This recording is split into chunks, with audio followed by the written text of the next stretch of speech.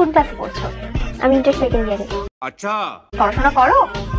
কি পড়ো? পরীক্ষার আগের দিন শুধু রাত্রেবেলা পড়ি।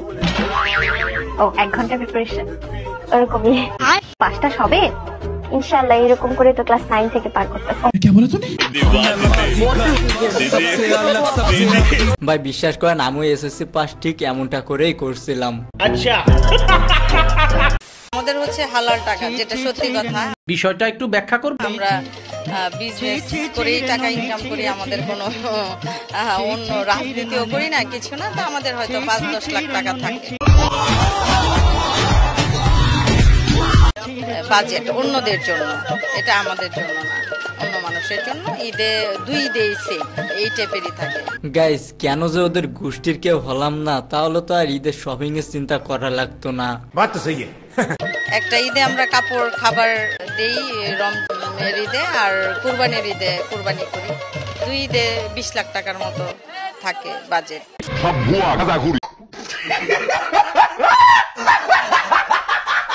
আন্টি মনে হয় হালকা লাল পানি খাইছে, না হলে এমন উল্টাপাল্টা কথা কেন বলবে? এখনো সময় আছে, এরকম ফাপুর মারা বাদ দিয়ে বাসায় চলে যান, না হলে কিন্তু পাগলা গারোতে পাগল মনে করে ভর্তি করে দিয়ে আসবে। হিজাবে আমাকে সুন্দর লাগছে না, তাহলে এত কৈফিয়ত কেন জানতে চান যে হিজাব কেন পরেছি, কি দরকার পরা? না, আমি অলওয়েজ পরি। না না, আপু কিন্তু অলওয়েজ হিজাব পরে থাকে, এমনকি খেলার মাঠেও হিজাব পরে থাকে। আমি ক্রিকেট খেলার কথা বলছি। এবং এই হিজাব স্টাইল বা একটু শালীন ভাবে চলার চেষ্টা করছি, দেখি কয়দিন ধরে রাখতে পারি।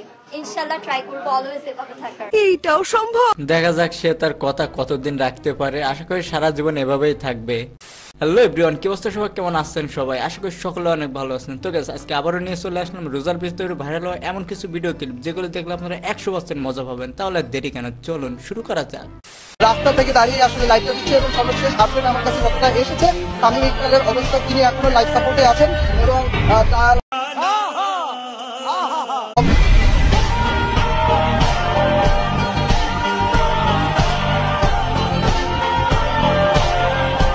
এটা দেখার পর আমার কিছু বলার নাই, যা বলার আপনারা কমেন্টে জানিয়ে যাবেন। আমি প্লেয়ার করে গেলাম না আব্বা, আব্বা পুরো মাঠ জুড়ে আমার খেলাইতেছে আব্বা, কিচ্ছু খেলতে পারে না আব্বা। আমি এখানে পাস দেই, ওখানে বাইরে দেয়, ও আব্বা আমি যাবো না। বলেন কি? আরে আব্বা গোল তো দিতে পারে না আব্বা, এটা গোল কি দিব আব্বা? পাস দেয় এদিক ওদিক কারে দেয়, নিজেরাও জানে না, আকাশে বল উড়ায় দেয় আব্বা। আব্বা গেলাম না আব্বা, আমি লন্ডনে ঝালমুড়ি বেচবো আব্বা, তাও বলা এখন নাকি খেলার থেকে আব্বা লন্ডনে ঝালমুড়ি বেচা বলা আব্বা। না না আব্বা আমি খেলুম না। আব্বা তুমি ফ্লাইটের টিকিট পাঠায় দাও, আমি জামগা আব্বা, আমি খেলুম না এগুলো আব্বা, আমার মান সম্মানে লেগে গেছে আব্বা, আমি খেলুম না। গাইস বিশ্বাস করেন আমি প্রথমে ভাবছিলাম এটা হামজা চৌধুরী, বাট পরে দেখি না। আর ভাই একজনকে নিয়ে এমন মন্তব্য করা আসলে ঠিক না। আর সে যদি যাওয়ারই হতো তাহলে প্রিমিয়াম লিগ ছেড়ে কখনো বাংলাদেশে খেলতে আসতো না। সালামি দিয়ে করবেন কি? সালামি যত পাবো সব আমার বয়ফ্রেন্ডকে দিয়ে দিই। আর বয়ফ্রেন্ডকে কিছু দিচ্ছেন? বয়ফ্রেন্ডকে হ্যাঁ দিছি, পাঞ্জাবি দিছি একটা। বয়ফ্রেন্ড কিছু দিছে? ও আমাকে দিতে চাইছিল কিন্তু আমি দিই নাই। কেন আমি কেন নিব? আমি আমার বয়ফ্রেন্ডকে দিব ওটা। কি হবে? আহারে আজকে এরকম একটা গার্লফ্রেন্ড নাই বলে কেউ কিছু গিফটও করে না। সঠিক বলেছেন। হাজবেন্ডের টাকায় বা বাবার টাকায় করলে মনে হয় অনেক টাকা খরচ করবো, বাট নিজের টাকা যখন খরচ করতে হয়, নিজের ইনকাম যদি একটা মেয়ে খরচ করে, সে কখনোই লাখ টাকা শপিং করার হয়তো করবে কিছু ক্ষেত্রে নিজের শখ পূরণ করার জন্য, বাট সেম ভাবে যে হচ্ছে নিজের টাকা খরচ করবে সে আগে মানুষের চিন্তা করবে। যেমন তার হাজবেন্ড ইনকাম করেছে, সে হয়তো নিজের চিন্তা না করে তার ওয়াইফের কথা আগে চিন্তা করছে। সো মেয়েটা যদি ইনকাম করতো, সে তার ফ্যামিলির কথা চিন্তা করতো আগে, তারপর তার নিজের কথা চিন্তা করতো। So it's okay. অনেকে থাকে না যে হাজবেন্ডের টাকা শপিং করছে, হয়তো তার হাজবেন্ড সে এতটা লাকি যে তার হাজবেন্ড তাকে এতটা ভালোবাসে, হাজবেন্ড তাকে এত বড় একটা বাজেটের ঈদ শপিং এর টাকা দিচ্ছে। না দিয়ে উপায় আছে, না দিলে তো চুল ছেঁড়াছেড়ি আরো একটা ছেঁড়াছেড়ি করে, সেটার কথা না বলি। ওইটা যার ব্যাপার। ইন্ডিয়ার গোল পোস্ট কিন্তু একদম ফাঁকা ছিল, গোলকিপার ছিল না। বাংলাদেশের প্লেয়ার কিন্তু চাইলেই গোল করতে পারত, কিন্তু করেনি। এটাই হলো পারিবারিক শিক্ষা। গাইস ওমর ভাই আর ভালো হলো না, ও জানে যে কিভাবে হালকা করে বাস দিতে হয়।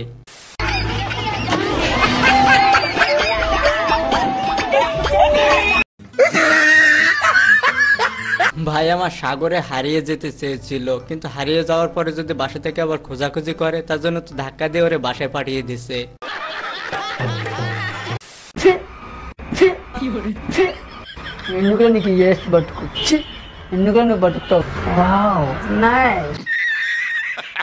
আচ্ছা, আপনাদের সাথে কেউ যদি সালামি নিয়ে ঝামেলা করে, তার এই ভিডিওটি আগে দেখাবেন।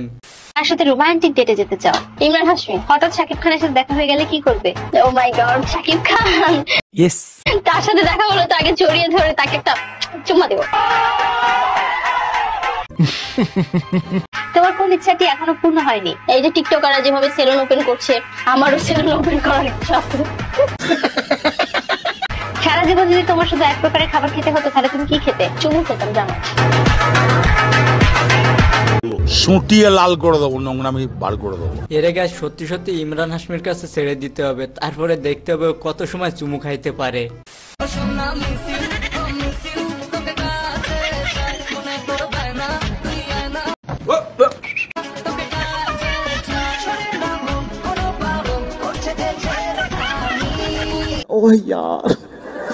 আমিও গাইস এই মিছিলে যোগদান করতে চাই গাইস, মানে যেভাবে হোক গাইস আমাকে ওখানে নিয়ে যান। প্যারি সমাজ গই। ও মাই গড।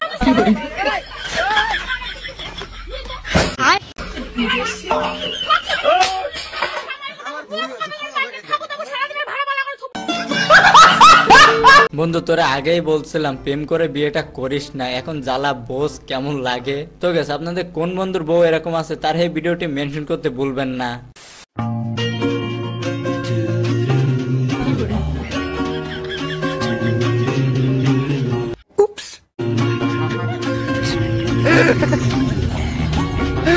লজ্জা করে না তোমার? আচ্ছা এরা আসলে কি বোঝাতে চাইছে, আমি তো কিছু বুঝলাম না। আচ্ছা আপনাদের ভিতর কেউ কি কিছু বুঝতে পারছেন? কিন্তু এখন মানে ট্রেন্ড যে ছেঁচড়া ছেলেদের পিছনে ভালো মানে মেয়েরা বেশি ঘুরে।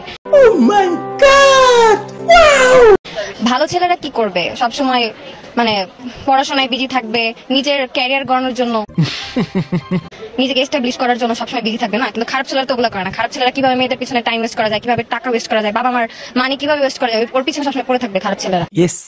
যার জন্য মানে ওরা সবসময় কি করে দেখবেন, একটা রিলেশন না অনেকগুলো রিলেশন করবে একসাথে, ওয়াইফ ম্যাটেরিয়াল যে এনজয় করতে পারবে। আমি কিন্তু আপু রিলেশন করি না, আমার ওসব ফালতু সময় নাই, আমি সব সময় পড়াশোনার উপরে বিজি থাকি। এখন আমার প্রেক্ষিতে কিন্তু আমি আসলে জানি না, আমি কখনো রিলেশন করিনি, সো আই ডোন্ট নো। মেয়েরা হচ্ছে ওইরকম মেয়েরাই হচ্ছে ওই সব ছেলেদের পিছনে ঘুরে, মানে কি বলবো। আরে আপু আপনার কিছু বলতে হবে না, আমি যা বলছি সেটা শুনেন। আপনিও রিলেশন করেন না, আমিও রিলেশন করি না, তাহলে কি হয় না? আরে হলে কিন্তু হয়, কি বলেন? ভালোবাসা বলতে কিছু নাই, এখন জাস্ট যেটা হয় টাইম পাস হয়, আর হচ্ছে মানে জেনজির ভাষায় যেগুলো বলে কি ওইটা অনেক মানে অ্যাডাল্ট টাইপের হয়ে যায় কথা বলাটা। এখন আসলে ভালোবাসা বলতে কিছুই না, এখন জাস্ট টাইম পাস হয়। আর কি বলে ওইটাকে সিচুয়েশনশিপ। হ্যাঁ, সিচুয়েশনশিপ জিনিসটা এখন হয়। ভালোবাসা বলতে কিছু নাই, রিলেশনশিপ মানে সিচুয়েশনশিপ, ট্রু লাভ বলতে কিছু নাই। না আপু বুঝলো না, আমাদের ভিতর কিন্তু ট্রু লাভটা হতে পারতো। আচ্ছা আপু আপনার ঈদের বাজেট কত? এই তো 3-4 লাখ। 3-4 লাখ? হ্যাঁ, আমি তো ব্র্যান্ডেড জিনিসের কিছু পরি না, like Gucci, Chanel, Maybach, Lada. Thank you আপু। রুকো যারা।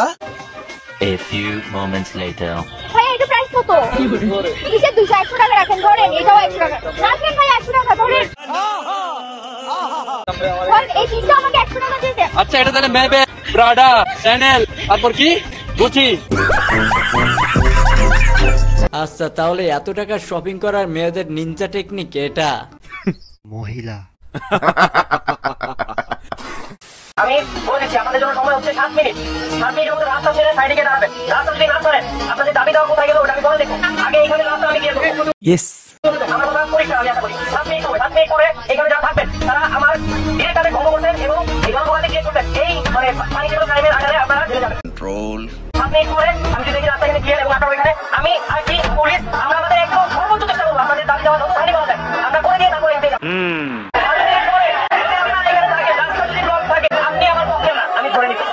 शाबाश बेटा।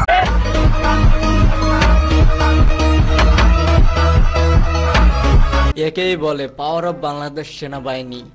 আমরা কি কি শপিং করছি এটা আপনাদেরকে দেখি। প্রথমে দেখেন শার্ট, 550 টাকা স্যার আমার। তারপরে দেখেন ঘড়ি 250 টাকা। ওকে। তারপরে দেখেন সানগ্লাস 170 টাকা।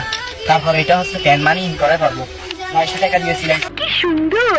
তারপর এটা বেল 200 টাকা দেখেন বেল। তারপর শু হচ্ছে 800 টাকা। আমার তো ঈদের শপিং ডান। তো আপনাদের ভিতর কে কে ঈদের শপিং করছেন অবশ্যই একটু কমেন্টে জানিয়ে যাবেন।